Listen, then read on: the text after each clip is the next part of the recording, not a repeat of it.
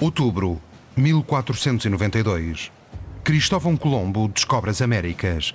É o seu momento de glória, em que ganha um lugar na história.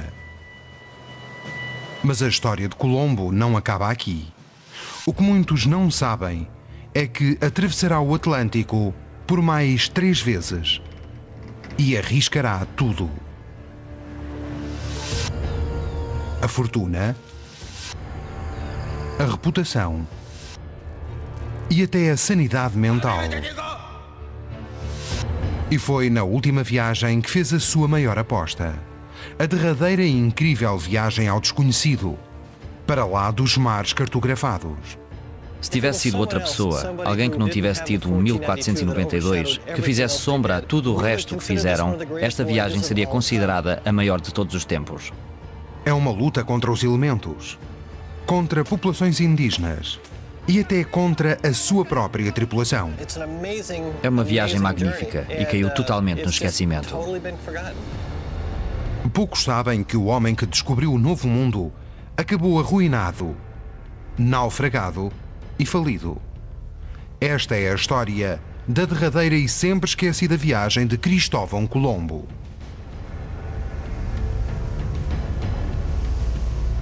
A última viagem de Cristóvão Colombo.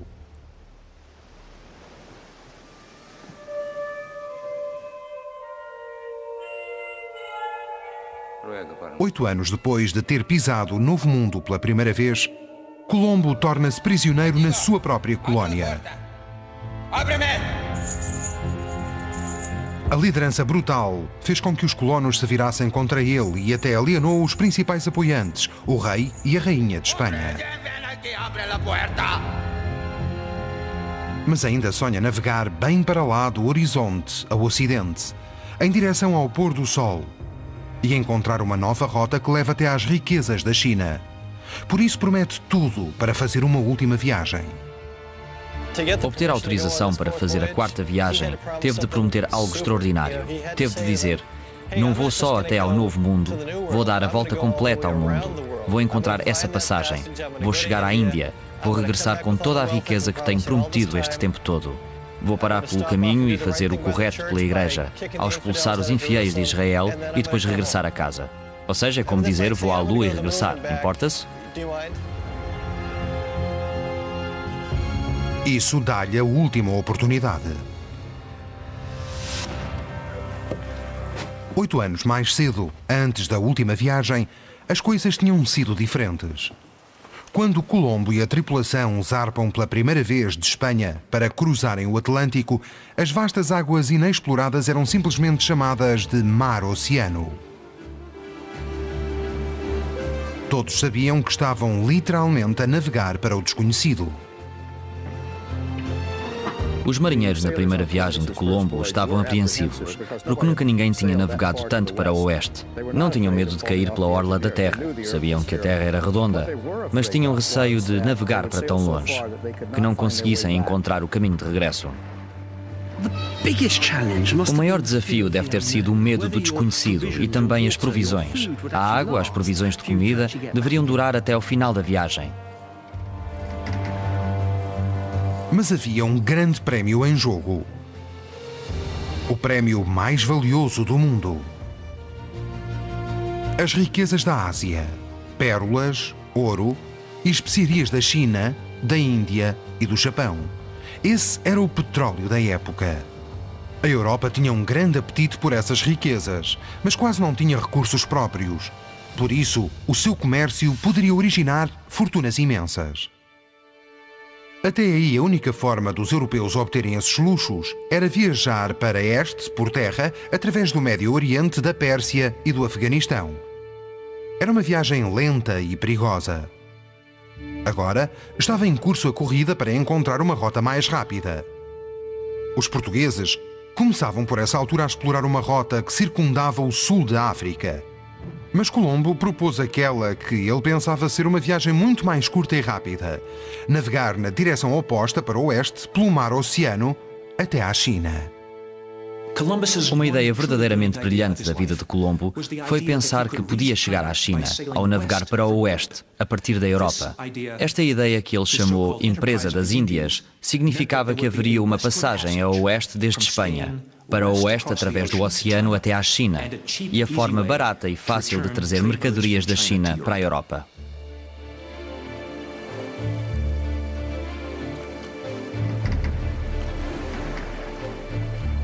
Só que Colombo não tinha sequer provas de que a passagem pelo lado ocidental existisse, já que poucos mapas mostravam alguma coisa para lá das vastas águas oceânicas do Atlântico. Pelo que mostravam, não havia lá nada, exceto umas quantas ilhas isoladas entre a Europa e a Ásia. Os continentes da América do Norte e da América do Sul simplesmente não existiam. Essa é a imagem mental que Cristóvão Colombo tem na cabeça, antes de partir. E penso que deve ter sido bastante correta, dado o conhecimento europeu do mundo, com uma grande falha no conhecimento, que era a capacidade de imaginarem que havia dois continentes pelo meio.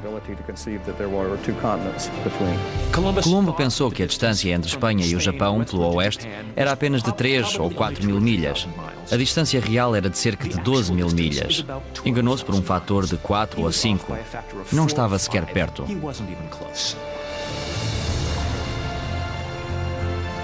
Para fazer a primeira viagem, Colombo precisou de um enorme apoio financeiro.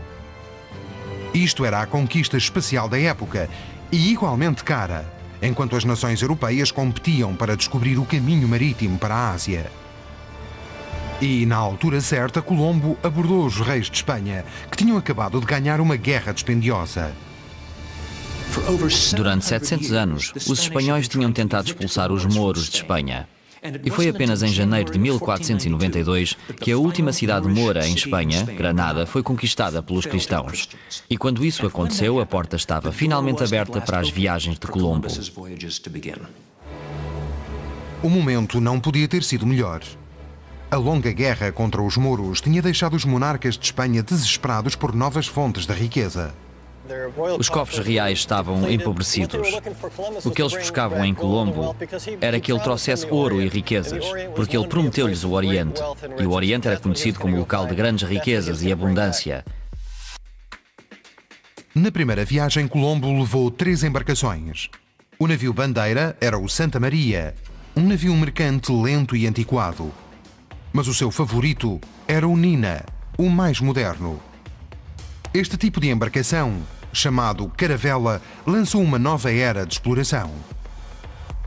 As caravelas cumpriam bem a sua função. Eram pequenas, com cerca de 20 metros de comprimento, sendo mais pequenas que um campo de ténis. Só tinham cerca de 6 metros de largura e só podiam transportar 50 toneladas de carga. Mas uma caravela era suficientemente leve e ágil para ultrapassar as ondas do Atlântico, enquanto era também resistente, rápida e manobrável. Tinha um calado muito pequeno, pelo que podia navegar em águas pouco profundas, com apenas 6 metros de profundidade, o que a tornava perfeita para explorar enseadas desconhecidas. Mas a caravela era sobretudo rápida.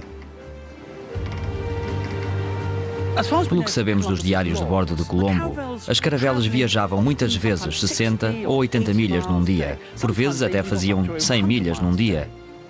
O que para aquela época é uma velocidade impressionante. Estas coisas eram flechas a rasgar a água, pelos padrões do século XVI. Mas mesmo a estas velocidades, Colombo e a tripulação tinham uma enorme distância a percorrer, até encontrarem terra. Antes da primeira viagem de Colombo, é provável que nenhum marinheiro europeu da história tenha passado mais do que talvez uns 7 ou 10 dias sem avistar a terra.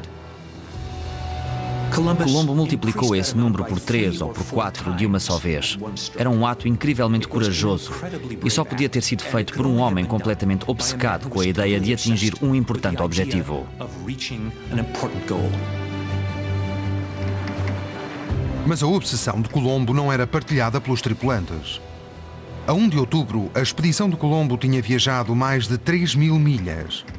Longe de Espanha, muitos dos homens ficaram receosos. Quanto mais nos afastamos de casa, mais nervosos e inquietos ficamos. Queixam-se mais e a todas as horas. Entre os marinheiros abundavam histórias sobre os monstros que povoavam o distante oceano. Um dos marinheiros até dizia que tinha visto uma serpente marinha que levantava a cabeça e apanhava os homens de um só golpe. 60 dias passados desde que haviam deixado Espanha, a tripulação de Colombo está a sofrer as agruras da vida em alto mar. A comida está podre e o odor fétido nos porões faz com que muitos durmam ao ar livre. A situação a bordo está propícia a um motim. Os relatos das viagens de Colombo estão repletos de referências a motins. Para os marinheiros, a incerteza de não saberem para onde iam, a incerteza de não saberem se voltavam. A disciplina era claramente um problema. Por fim, uns quantos marinheiros exigiram que Colombo desse a volta e regressasse à Espanha.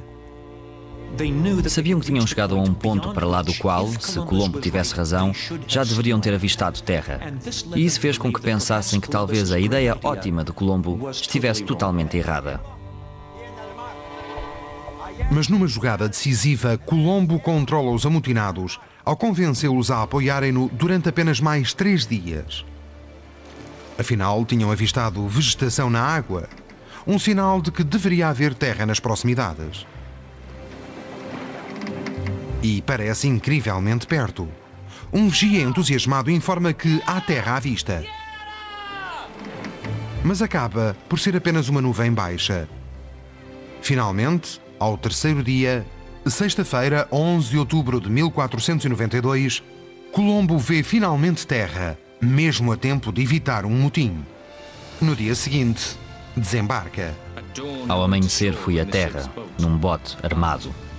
Eu deflagrei o estandarte real e o comandante trouxe as bandeiras.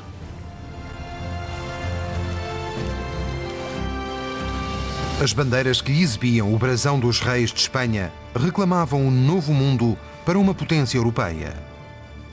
Ao acreditar que estava no Extremo Oriente, Colombo chama Índias às ilhas. De facto, está na orla de um novo continente, a América.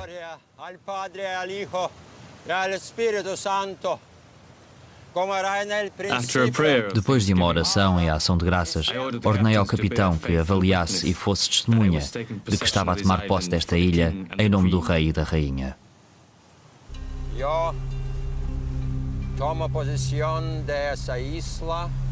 Toda a tripulação testemunhou este ato.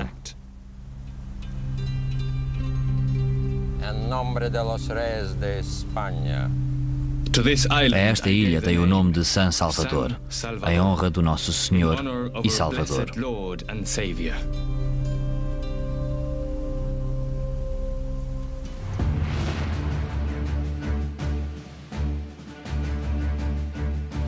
Para muitos, é aqui que a história de Colombo termina, com a descoberta do Novo Mundo. Mas iria continuar a abrir caminho com mais 3 viagens que atravessaram o Atlântico. Mal Colombo sabe, em outubro de 1492, que está prestes a iniciar uma das suas maiores e mais desafiantes aventuras. E o futuro? Trazer-lhe-á guerras, naufrágios, motins e catástrofes, que irão culminar na última e muitas vezes esquecida viagem.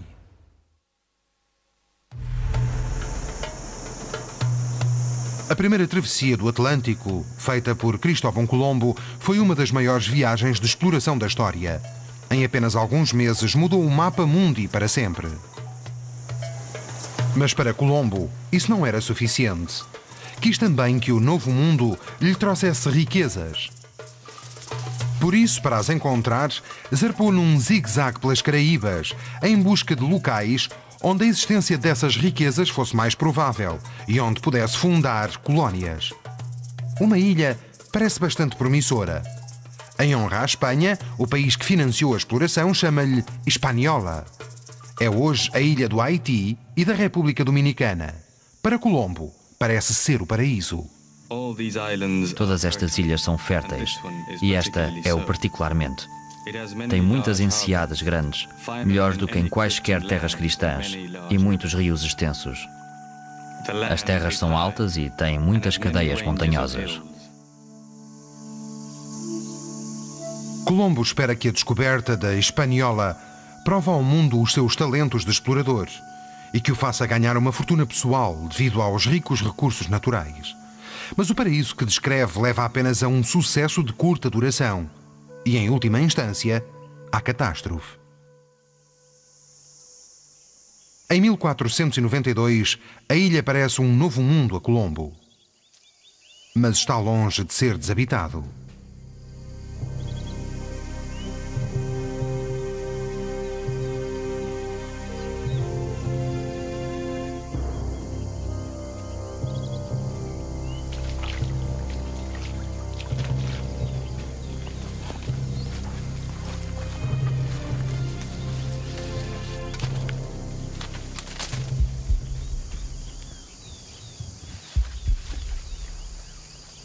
A ilha já é habitada por cerca de 100 mil pessoas, que se auto-intitulam taínos. Por pensar que tinha chegado ao Extremo Oriente, às Índias, Colombo chamou-lhes índios. Dois mundos completamente diferentes estavam prestes a colidir. Os taínos, que acreditam que os seus deuses vêm por mar, pensam que Colombo é divino. Aquilo que não percebem é que as intenções deste Deus é explorar a população e os recursos da ilha.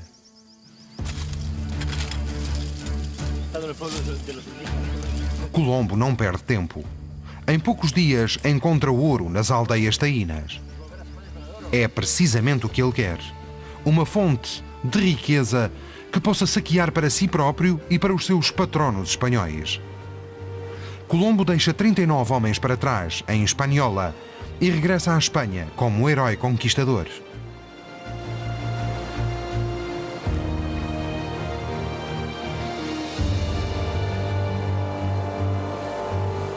Mas para Colombo, a descoberta das Américas é apenas o início. Sabe que para obter lucro das ilhas que descobriu na primeira viagem, tem de fazer uma segunda viagem e regressar lá o mais depressa possível.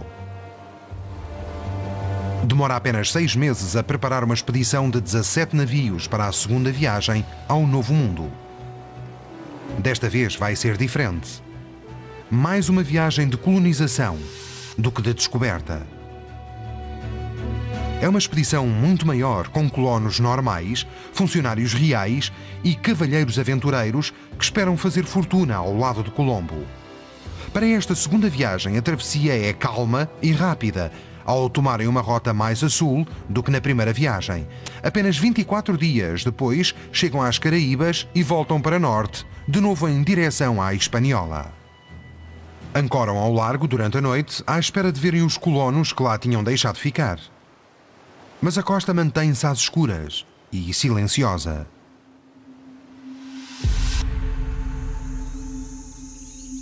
No dia seguinte, Colombo volta a desembarcar na Hispaniola.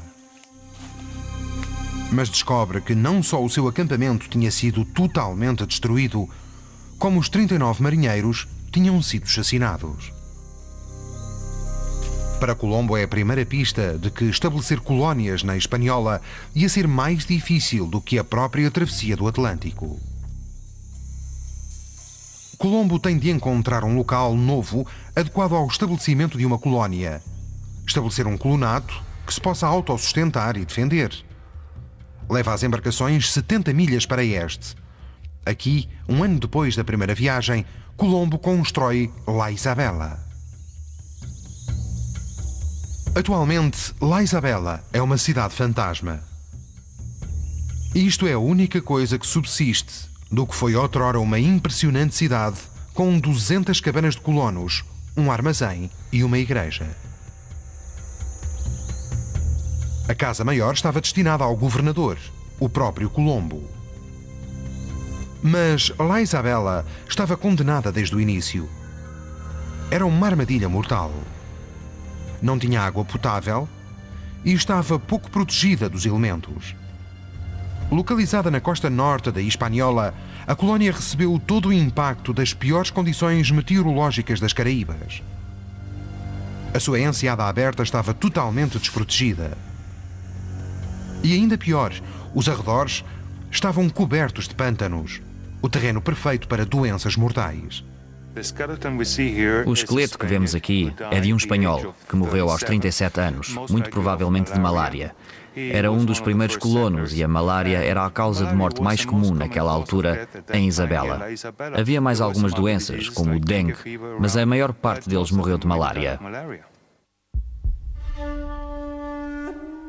Malária, más condições meteorológicas e fome conduzem aos primeiros sinais de discórdia entre os colonos. La Isabela não é claramente localização para uma nova cidade. Colombo embranha-se então mais no interior da Hispaniola.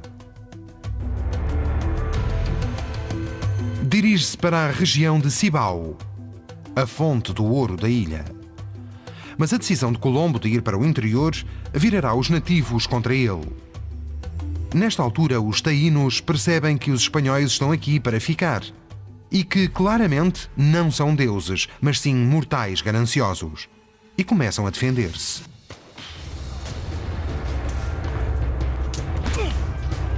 Colombo responde com uma terrível campanha de terror. Os taínos são forçados a submeterem-se ao seu jugo. Para bem sublinhar a sua vitória, Colombo constrói uma nova cidade em Cibao. Nos seus anos de glória, Concepción de la Vega irá tornar-se o mais rico centro mineiro de ouro das Caraíbas. La Vega era um exemplo de como a colonização espanhola estava a ser bem-sucedida. Pacificaram os índios e puseram-nos a trabalhar nas minas de ouro e podiam gastar esse ouro em produtos espanhóis. Conseguiram transformar isto numa cidade ao estilo europeu. Foi aqui, em La Vega, que muitos dos nobres que tinham cruzado o Atlântico com Colombo na segunda viagem acabariam por se fixar, movidos pela ambição de riqueza. Os índios contentavam-se com pequenas pepitas de ouro que peneiravam do leito dos rios. Mas os espanhóis queriam tudo aquilo a que conseguissem deitar as mãos: pepitas, minério e até pó de ouro. Espoliaram a ilha pelos seus recursos naturais. Aqui, em La Vega, ainda existem vestígios da indústria aurífera dos espanhóis. Aqui era onde os espanhóis fariam os trabalhadores taínos trazer o minério de ouro que tinham extraído dos rios. Aqui podiam limpá-lo melhor, fundi-lo e moldá-lo em barras de ouro, que depois armazenavam na fortaleza até estar na altura de as enviar para a Espanha. Em março de 1496, confiante de que a sua colónia tinha sido devidamente pacificada, Colombo deu por encerrada a segunda viagem. Voltou para casa muito mais rico e como almirante do Mar Oceano. Mas de agora em diante, os destinos da sua bem-amada Hispaniola iriam sofrer uma reviravolta. 2 anos depois, Colombo voltou ao Novo Mundo numa terceira viagem. Desta vez o objetivo principal era a expansão e a exploração. Navegou até à atual Venezuela, o que fez dele o primeiro europeu de sempre a avistar o continente sul-americano. Depois, a terceira viagem rumou a norte.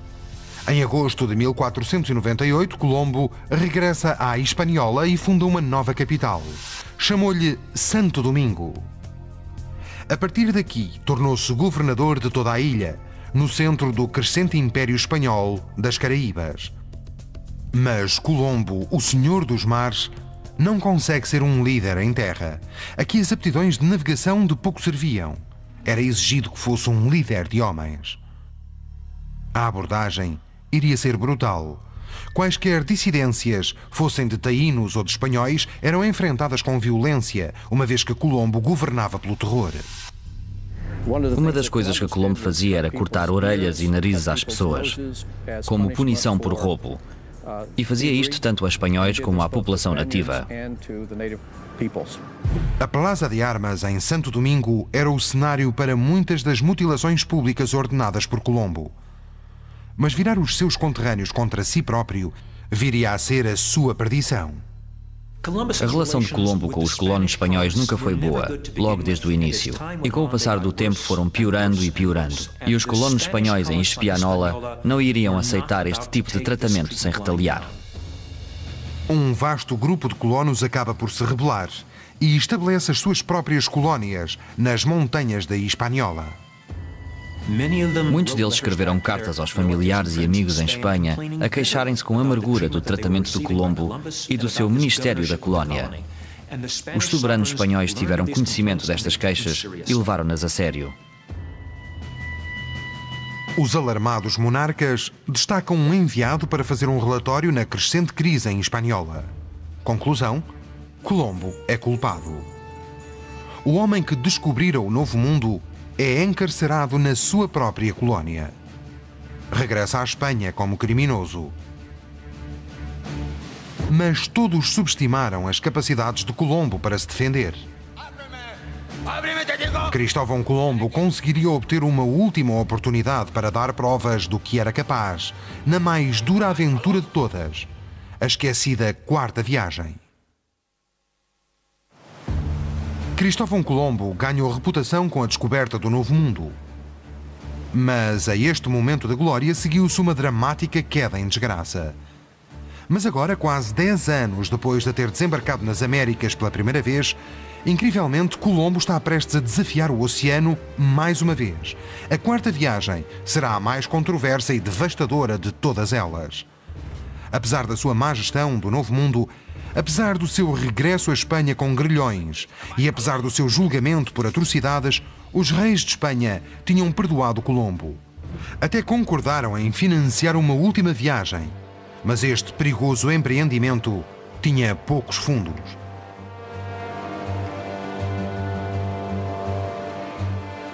Era uma operação em pequena escala. Tinha embarcações más, tripulação inexperiente. Era óbvio que esta não era a prioridade dos monarcas espanhóis. A tripulação sabe que Colombo é o explorador do Atlântico mais experiente do mundo, mas também sabe que Colombo é um homem desesperado. Tem a reputação e as finanças destruídas. É a última oportunidade de salvar o nome e fazer fortuna. Além disso, os monarcas espanhóis alteraram o acordo inicial feito com Colombo. Inicialmente iria controlar a exploração do Novo Mundo e ficaria com uma grande fatia dos lucros. Agora tudo isso mudou. Os monarcas concederam a outros exploradores o direito de conquistar e colonizar, e Colombo não verá um tostão. Colombo é agora um homem ultrapassado. Os seus escritos refletem a intensa amargura de perder as riquezas do Novo Mundo. A minha honra e possessões estão destruídas. Agora até os alfaiates pedem licenças de exploração.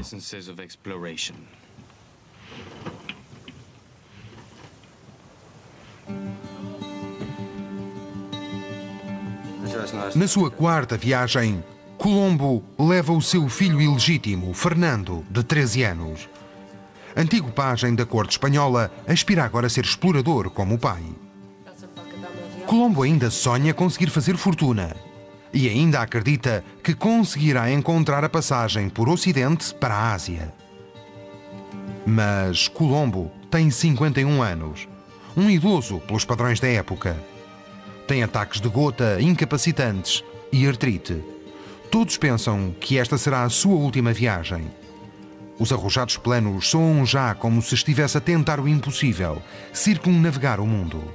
Ele acreditava mesmo que Deus falava diretamente com ele e que tinha um importante plano para ele.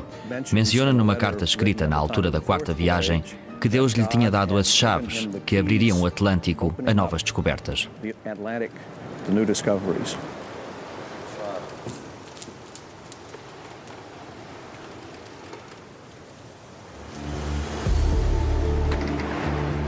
Para este projeto extremamente ambicioso, pôde escolher cuidadosamente alguns membros-chave da tripulação.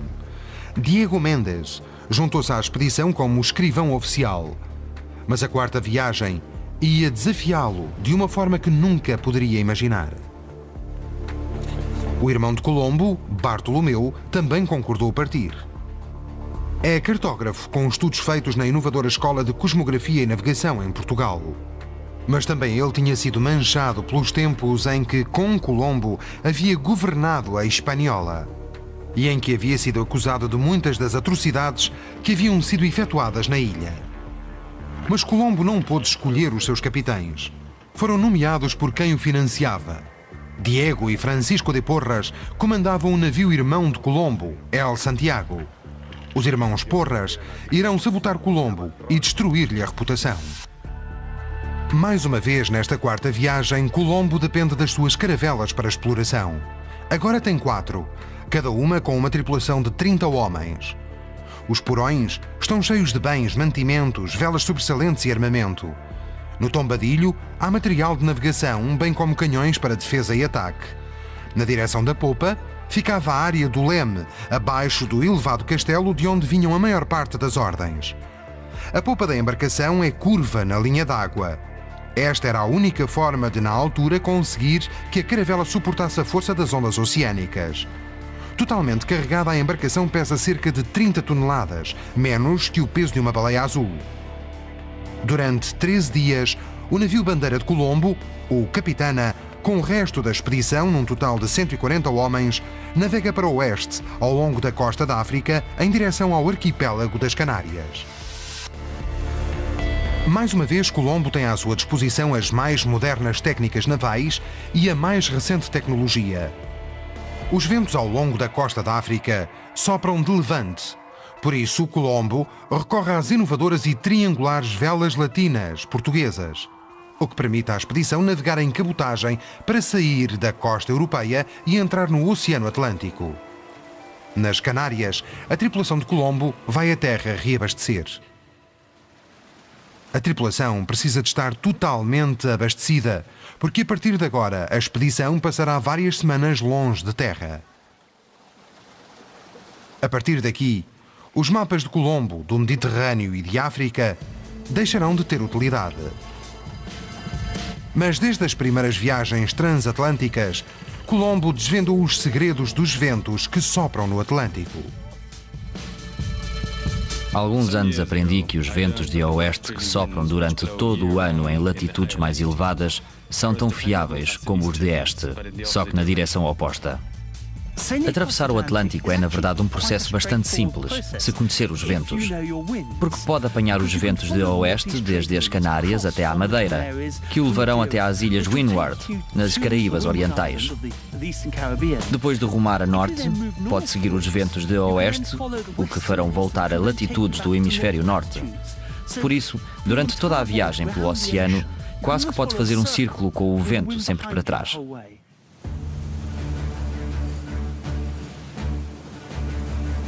Para aproveitar os seus conhecimentos dos ventos persistentes, Colombo passa algum tempo nas Canárias a apetrechar as embarcações. Equipa-as com as tradicionais velas quadradas, preparadas para apanharem o vento que soprará da popa e os conduzirá durante todo o caminho até ao Novo Mundo. A quarta viagem é a travessia mais rápida de Colombo. Empurrado para o oeste pelos ventos alísios, a expedição do mestre navegador demora apenas 21 dias a atravessar o Atlântico. Mas depois de uma viagem tão longa e tão rápida, parece que a única coisa que os espera é a catástrofe.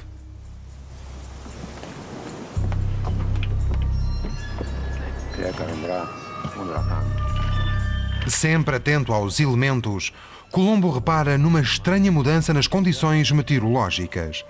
Observa calmaria no ar, correntes atípicas e formações de nuvens invulgares. É sinal de uma ameaça mortal caribenha. Para Colombo, só pode significar uma coisa: um furacão. Já tinha atravessado um furacão na segunda viagem. Conhece-lhes a força destrutiva.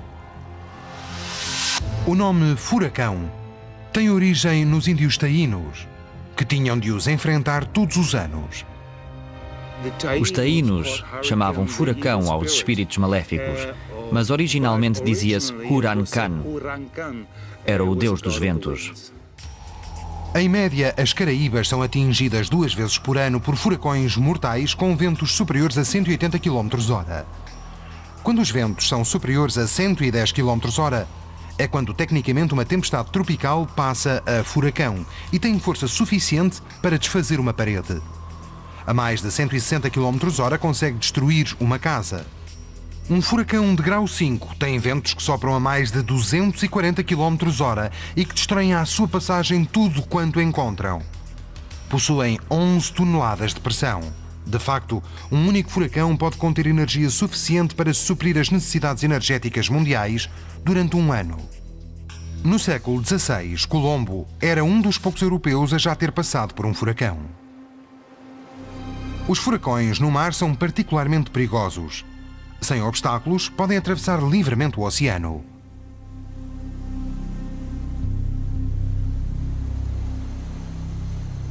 Colombo sabe que a sua expedição nunca sobreviverá à tempestade que se avizinha. Por isso não perde tempo e envia uma mensagem a Ovando, o seu substituto como governador, a avisá-lo da tempestade iminente e a implorar-lhe autorização para desembarcar em Hispaniola. Mas Colombo sabe que está a ir contra as ordens dos monarcas espanhóis, que só concordaram em apoiar a quarta viagem com a condição de nunca mais voltar a pisar a sua antiga colónia. Na altura em que Colombo chegou a Hispaniola, tinha o nome na lama entre os colonos espanhóis. Ninguém gostava dele e todos se lembravam da governação cruel enquanto governador da colónia. Só que Colombo não tem alternativa. Precisa desesperadamente de um porto seguro como refúgio para a iminente tempestade. O mensageiro volta com a terrível notícia de que o governador Ovando não permitirá o desembarque em Hispaniola. Ninguém em terra acredita que a tempestade se está a aproximar. É um golpe devastador para Colombo. Cristóvão Colombo terá agora de confiar apenas nas suas aptidões como navegador para sobreviver. Ao aperceber-se de que o furacão está a mudar de direção para norte de Hispaniola, leva os navios na direção contrária. Lança a âncora numa enseada abrigada que espera lhes dê alguma proteção contra a força do furacão. Ao cair da noite, o furacão atinge-os.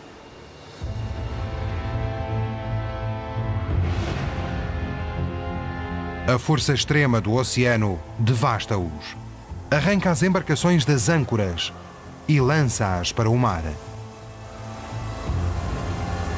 Colombo registou mais tarde o terror daquela noite. A tempestade foi horrível e naquela noite o meu barco foi fustigado.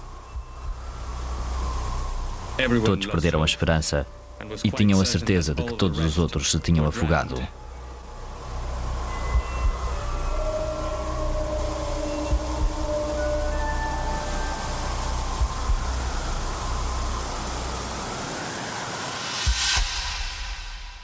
A terrível tempestade acaba por passar. Colombo e as suas embarcações tinham sobrevivido. Por pura sorte e brilhante mestria de navegação, puderam reagrupar-se numa enseada previamente combinada. As embarcações estavam relativamente intactas. Mas nem todos tiveram tanta sorte. A capital de Hispaniola, Santo Domingo, está totalmente destruída. 29 dos 30 barcos do novo governador e 500 vidas sucumbiram ao mar. Mas Colombo continua a não ter autorização para desembarcar em Hispaniola. Por isso, as tripulações exaustas não têm alternativa senão dirigirem-se para o alto mar. Colombo pode ter sobrevivido à tempestade, mas agora ele e a exausta tripulação estão numa rota irreversível em direção ao desconhecido. É o início da viagem perdida.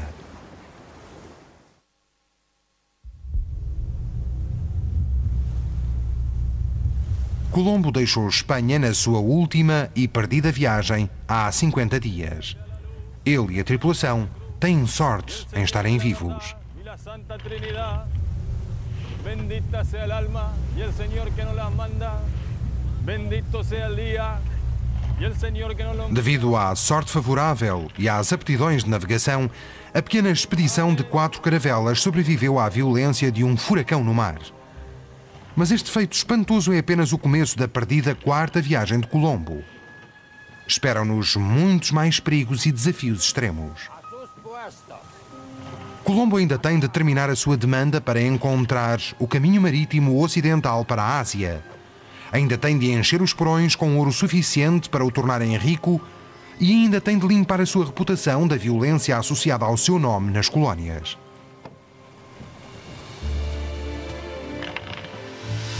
A expedição volta a zarpar. Fazem uma quarta paragem na Jamaica para reabastecimento. Navegam para o oeste, ao longo da costa de Cuba. Para lá desse ponto estarão em águas totalmente desconhecidas. Até aqui, nenhum europeu havia ultrapassado este ponto. Colombo teme que a tripulação fique inquieta. Foi-lhes recusado o desembarque na única colónia espanhola nas Caraíbas e não há fim à vista para a viagem. Adiante está o medo do mar alto. Mas Colombo tem um truque iniciado na primeira viagem para recuperar o moral da tripulação, que é descrito no diário de bordo. Para lhes manter a esperança e afastar o medo de uma longa viagem, decidi registar viagens mais pequenas do que as que realmente tínhamos feito. Fizemos isso para que não pensassem que estávamos longe de Espanha, como de facto estávamos. Para mim próprio, manterei um registro preciso e confidencial. Mas, mais uma vez, Colombo demonstra a falta de discernimento como líder. Enganar os marinheiros é uma solução de curto prazo. E apesar da tripulação não saber para onde se dirige, Colombo ainda consegue determinar a posição através de um método de navegação muito usado. Colombo usou uma coisa chamada registro de dados. É muito rudimentar, mas bastante eficaz, e implicava medir o tempo com um simples dispositivo como este, e uma ampulheta que estava calibrada para intervalos de meia hora. Depois tinha uma bússola, que dava a direção que estava a seguir, e em terceiro media a velocidade a que o navio navegava ao contar o tempo que qualquer objeto demoraria. Ao boiar da proa à popa e ao juntar toda essa informação num simples quadro como este, podia medir a rota do barco e a partir daí ter uma ideia geral de onde estava.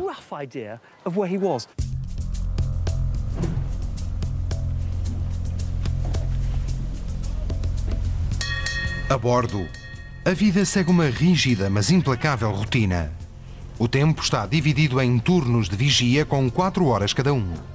Cada marinheiro tem uma incumbência específica: esfregar o tombadilho, cozinhar, manter vigia, marcar as horas e fazer a manutenção do barco. Mas a mais de 4.500 milhas de casa, e muitas vezes sem terra à vista, o único verdadeiro conforto é a religião. A esperança de que uma entidade superior olhe pelas suas vidas. As condições a bordo destas pequenas embarcações são muito difíceis. O espaço é exíguo e há muita falta de higiene. As pessoas não pensavam que fosse bom tomar banho, por isso pode começar por aí e tirar conclusões. Os homens dormiam no tombadilho, tinham o seu próprio colchão. E se voltarmos à parte do banho, grande parte da dieta a bordo levava alho, carne seca salgada, vinho e aloé. Com as condições sanitárias a serem o que eram, devia ser uma tripulação muito odorífera. Fazer necessidades fisiológicas também não era muito fácil. Basicamente faziam-se borda fora, com tudo pendurado. Era uma forma muito desconfortável e pouco digna de as fazer. Mas Colombo era um homem obcecado. E as condições da tripulação são-lhe agora indiferentes. Está determinado em encontrar a passagem ocidental para o Oriente a qualquer custo. E acredita que já esteve muito próximo de a encontrar.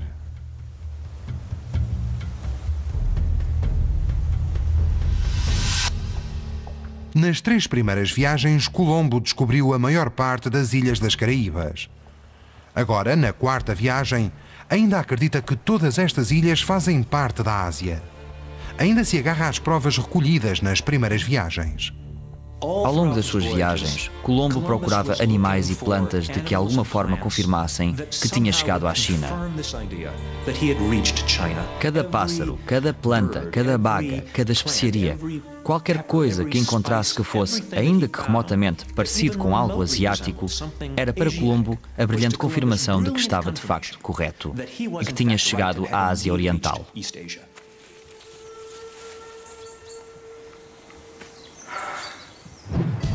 Na 4ª viagem, o grande objetivo de Colombo era encontrar o continente asiático. Encontrar aquilo que ele pensa que será o Japão, a China e a Índia. Na busca de uma passagem, navega ao largo da costa da América Central.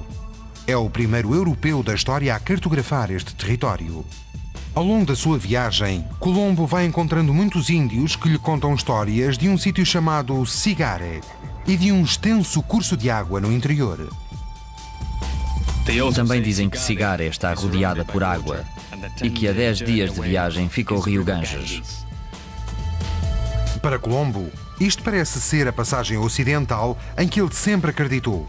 Um canal secreto que liga os dois oceanos e que o levará às Índias.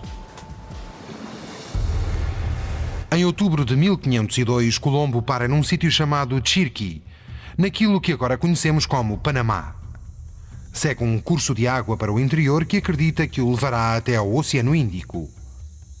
Colombo está prestes a descobrir se a teoria que tem sobre uma passagem ocidental está ou não correta. Mas o extenso curso de água termina de repente. É apenas mais uma das vastas lagoas frequentes na costa da América Central. Pode ser facilmente enganado por estas lagoas por serem tão imensas e tão grandes. E não se consegue ver o horizonte e pensa-se que fazem parte do oceano. Mas também os cursos de água que vão para o interior parecem grandes canais. Por isso foi várias vezes enganado. Mas os índios de Chiriquí dão uma importante pista. Referem uma rota terrestre até outro oceano, numa viagem que demora 9 dias de caminhada através das montanhas. Se Colombo seguir essa rota, será o primeiro europeu a chegar ao Oceano Pacífico numa viagem para o Ocidente.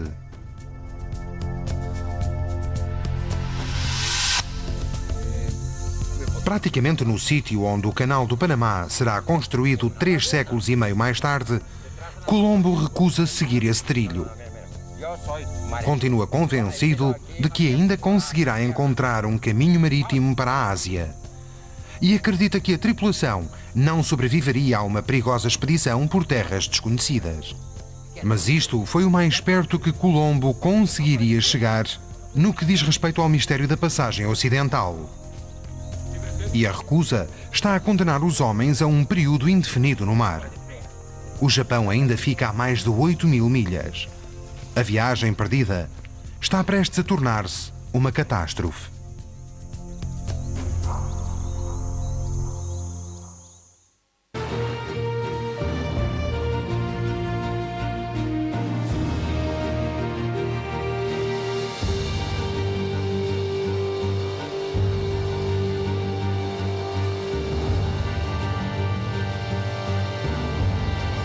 Pim Pam Pum. Produção audiovisual.